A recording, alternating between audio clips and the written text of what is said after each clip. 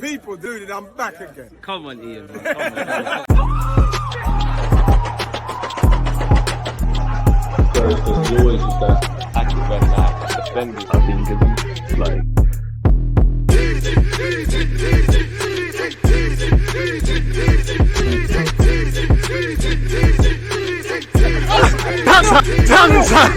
People, deluded, I'm back again. Come on, Ian, man. Come on. Thank you very much, Ian Wright. And from an intro like that with Uncle, what can I say? People, deluded, I'm back again. First things first, good morning, good afternoon, good evening, and in some cases, good night. I hope you're doing well and safe. I hope you're all in good spirits. I hope you've all kicked off 2023 in great fashion, and I hope this year is prosperous to you and yours, man, in terms of health, finances, goals, hopes, dreams, ambitions, and aspirations. As usual, appreciative to all of you lot tuned in. I really appreciate the platform we have amassed here. 52,000 subscribers on YouTube and counting, just over 6,000 on Twitch. We keep going. Please make sure you're smashing the like button, you're commenting your opinions either when this video premieres or after the video. You lot have come heavy in that regards, people, and I'm very appreciative of such. As I said, hit the like button, subscribe if you haven't, turn on your notifications. Now we're in January, it's transfer season. There's plenty to talk about where Arsenal's concerned, just purely from a sporting side of things. You know, we're doing what we need to do allegedly in the league, because I don't check the league table. We've got Newcastle later. I'll be doing a watch along for such people. That will kick off at 7:45. I'll be live at 6:45 UK time, so join me on that and all of those sort of things. Now, again, by now we're, you know, it's silly season. The dream is free. The hustle is sold separately in relation to transfer news. Some transfers are more realistic than others. Clearly, there's legs to the Mudryk rumor. There's some sort of ambition to bring João Felix to the club, or if you're Man United, the same, depending on the finances around it. Every now and again, we're linked with Vlahovic and all of these guys. We've actually been linked with Declan Rice and Jude Bellingham. I'd love both of those players. You know, Declan Rice would be lovely long-term in the 6. Jude Bellingham would be lovely as an 8, but it's going to take a pretty penny. You know, you see Enzo Fernandez, who done well at the World Cup, done well at Benfica, done well in his homeland. Chelsea have already bidded 100-odd million. So what is Jude Bellingham going to carry? In relation to Declan Rice, with his contract running down, who knows? I think it will probably be about 70 to 80. And as much as I like Declan Rice, just my personal bias, it's not to discredit Declan Rice, because he's got lovely technical ability, he's got lovely roles, but lovely skills and stuff to add to that role. But for me personally, my own bias, when it starts getting to 80-odd million quid, surely you can shop around Europe and find someone maybe not better than Declan Rice, because I like him, but with that same sort of skill set. My bias is just to spend the pretty penny on the more attacking sort of players, the match winners. But saying that, you know, Liverpool did spend the bag on Alisson and Van Dijk, and they've been as vital as to Liverpool's success in the last few years as the likes of Mane, Salah, etc., etc. So without rambling and wasting any more time, let me share my screen with you lot, and let's see what the Daily Mail has said. Check out my YouTube playlist, people, because we've been doing a lot of videos where Mudryk and all these guys are concerned. But as we know, we've apparently placed a second bid as negotiations rumble on. And I think Sol Campbell's fully right to be angry here, because at one point he was pound for pound one of the best centre back on the planet. But anyways, away from that, Arsenal make an improved offer for Shakhtar Donetsk winger Mikhail Mudryk, worth up to 62 million, after having an initial bid of 52 million rejected by the Ukrainian club, with the Gunners also in talks with Atletico Madrid over João Felix loan deal. Now, probably, you know, you don't even have to know anything about football to know Arsenal are interested in both players, because we've been over it. Allegedly, Arsenal have improved their offer to Shakhtar Donetsk for Mudryk. The Gunners are thought to have offered up to 62 million for the young winger. Mikel Arteta's side have shown an interest in taking João Felix from Atletico Madrid. As you know, Mudryk was watching Arsenal on Saturday night. He watched us against West Ham and in our latest game against Brighton. And hopefully we win against a tough Newcastle team today. Hopefully he's watching. There's actually rumours he's in London for some sort of reason. I don't think medicals and whatnot, but I don't know. Anyways, we've improved our offer of around 62 million. Talks are continuing with Shakhtar, eager to get more of a guaranteed fee up front for the 21-year-old after initially rejecting Arsenal's opening offer of 35 million plus 17 million in add-ons. And I can't blame them for wanting such. And I said in a previous vid, my personal opinion was they did want more guaranteed funds, not necessarily if Arsenal win champs, win Europa League, get into the champs, get into the Europa League, you know, regardless of what, you know, Mudryk does in terms of goals, assists, personal accolades and collective accolades. I think there will be an element of that in the offer, but they probably want more of a guaranteed fee for the 21-year-old. And considering he's played 44 times for Shakhtar, they're going to get a pretty penny if they're getting 62 million. And his price is just over double, because wasn't we seeing 30 million, the cheapest in the summer? And such is life. There's a premium, and not just him. Anyone that's been at the World Cup, McAllister's been linked with a couple of clubs, Kudus of Ghana. And there's probably a lot more than I can remember off the top of my head. Enzo Fernandez as well, but it is what it is. Arsenal remain in talks over a deal for Atletico Madrid's João Felix also, but the Spanish side's 13.25 million loan demand is more than twice what Manchester United are willing to pay for the forward, people. So we have to see. It's understood that Felix wants around 5.3 million in wages over the remainder of the season, pushing the overall cost of the deal to the 20 million mark. And we did hear yesterday 21 million euros for 4 to 5, maybe 6 months. Well, not even that, 4 or 5 months, depending on when it gets done in January. It could help Arsenal get to the Champions League and beyond that, but probably not good, especially if you're not for all his talent, especially if there's not an obligation to buy, or at least a buy option. There's many variables that could happen. He could come to Arsenal, for example, or Man United under Ten Hag, but in Arsenal's case, sign for Arsenal, thrive in an attacking team, help us do what we're doing, go back to Atletico with a new lease of life under Diego Simeone, or such as football. Simeone might not be there. His form might alert other clubs around Europe in the Premier League to give Atletico what they want. And for Atletico, if they were to get 20 million on loan, that kind of just means they have to kind of claw back 80 or so million from the overall cost they initially, spent on the man a few years ago. So it is what it is in that regards, people. There are no live discussions with United at the moment, and that is unlikely to change unless the Spanish club alter their stance, and that goes for everyone. Arsenal and Chelsea also need those figures to come down before proceeding further. The Blues had also shown an interest in Mudryk as part of their focus on young players. Mudryk turns 22 on Thursday, the same day Chelsea host the Premier League clash with Manchester City. Arsenal, however, remain the strong favourites to get the winger, with Mikel Arteta's side keen to get more attacking options to aid their title push. So it is what it is. It has been viewed as another hint towards Mudryk's possible move to North London. Again, he's doing all the social media antics. So we'll have to see how that one day happens.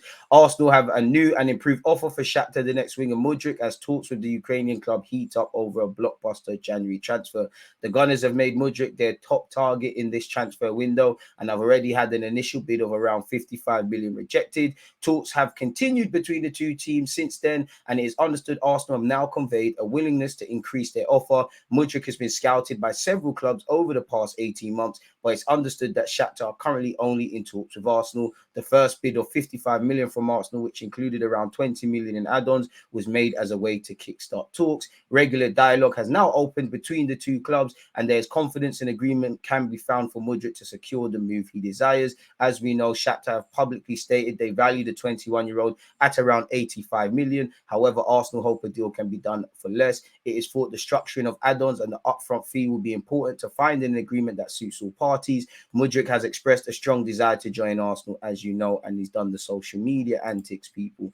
Lorenzo Lope, who I can't lie, he's kind of been saying some good things in relation to Mudryk. He has been told by a source, now anyone can say that, been told by a source that Shakhtar doesn't like add-ons and packages and prefer the fixed/guaranteed fees, but Mudryk's situation is developing. The decision will be taken by the president. Fabrizio Romano has said Arsenal's second proposal for Mudryk is close to 50 million euros fixed fee plus add-ons. Shakhtar expected to make a decision. The clubs are in direct contact. Personal terms have never been an issue. Arsenal is players' priority. Chelsea will act if Arsenal move collapses, people. So we'll have to see how that develops. Romano on João Felix has said Arsenal have had contacts with Jorge Mendes, who is his agent, over João Felix, but the deal is considered too expensive at the moment, with the current conditions being around 18 to 19 million between the loan fee and salary to be covered, people. So from anything from 18 to 21 million for a loan is a lot of money, people. Again, AC Milan have improved their proposal to Rafa Leao to renew his deal. They're also focusing on Benassia and Giroud deals, people. Benassia has been linked with Arsenal and is contracted until 2024, so we'll have to watch how that rumbles on, a bit like Milinkovic-Savic. Arsenal could enter Declan Rice transfer battle with West Ham to accept fee close to 70 million and star wanting London move. So that just means Chelsea, innit? But if Chelsea don't go for him, why not?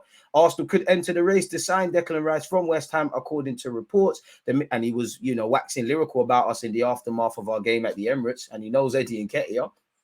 You know, the midfielder has been on the wish list for a number of top clubs for some time, but the Hammers have refused to let him go. But with 18 months remaining on his contract and having turned down the new deal, Rice could be heading off. Chelsea have been heavily linked with his signature, but according to CBS journalist Ben Jacobs, the Gunners could also make a move. Manchester United are also considering a bid for Rice, who could be sold for close to 70 million. West Ham demanded 100 to let the England star leave. Liverpool are another club in the race to sign Rice, with the Irons said to be resigned to losing him in the summer, and everyone could be onto him.